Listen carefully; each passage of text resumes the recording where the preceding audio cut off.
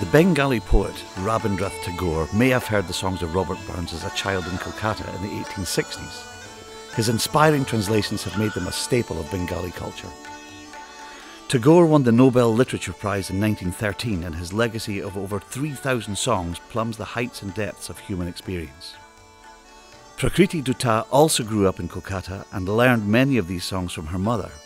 As well as being an ambassador for Tagore's songs, Prakriti is one of the most exciting young vocal artists from India today, equally at home in the ancient classical form dhrupad and its modern counterpart khayal.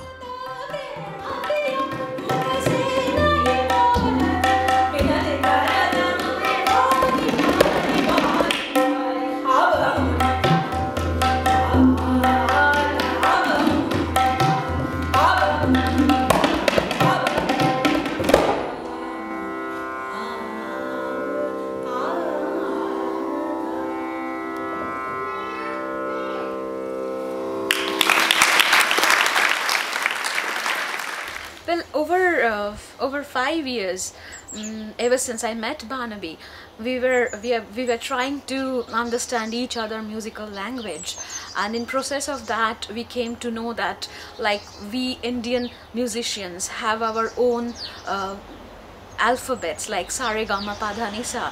The pipers, they do have their own alphabets, and it's just happened that when we started exchanging that how we can actually read each other's alphabet by exchanging our different musical language. So that was the beginning, and then we, in dhrupad, what we have the musical phrases to build up the whole alap.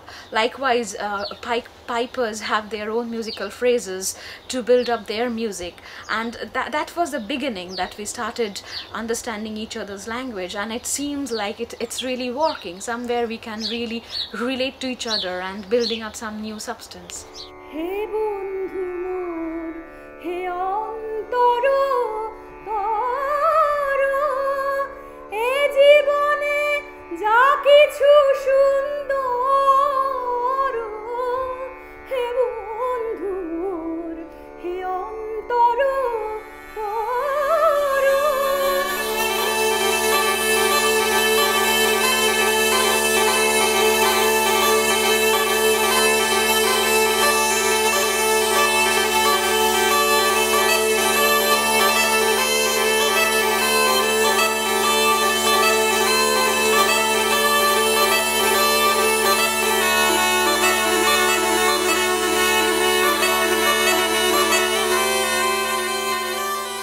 Barnaby, communication between musicians has always been essential. Tell me a little bit about how pipers communicate with one another. Well, they would sing. There's something about the bagpipe that's extremely kind of monotonous. It's much easier to understand the human voice. And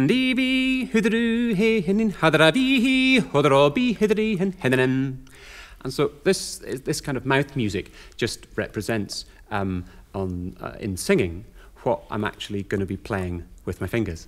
And did anyone formalise the language? There's a certain expressive variability in counterrock. I don't think it's not totally consistent. It's not a system, but there are habits and traditions form.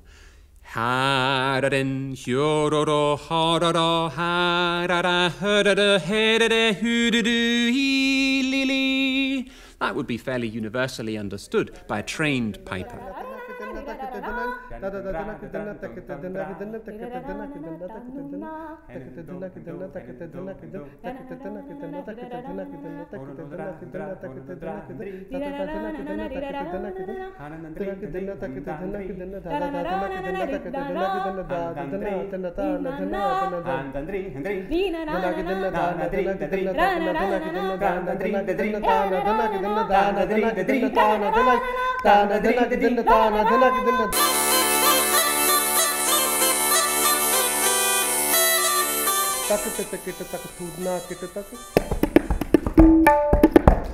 So for everything I say, there's a stroke, on the tabla.